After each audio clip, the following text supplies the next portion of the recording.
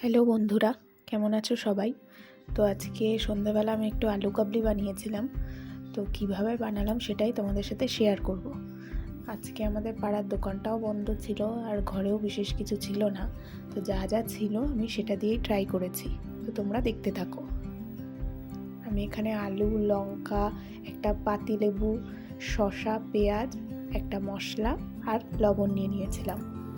যেহেতু তেঁতুল ছিল না তাই পাতিলেবুটা নিয়ে নিয়েছিলাম। তো আলু সিদ্ধ বসাতে দিয়ে আমি টক জলটা বানাচ্ছিলাম। প্রথমে একটা লঙ্কা বাটির মধ্যে গুলে তার মধ্যে লেবুটাকে পুরো দিয়ে দিয়েছিলাম।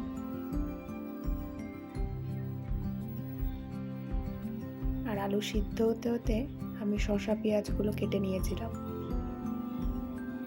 দেখতে পাচ্ছ আলুটা সিদ্ধ হয়ে গেছে। তো এটাকে ছাড়ালাম, ছাড়িয়ে কেটে নিয়ে সবগুলো এর মধ্যে মেশানো শুরু করলাম।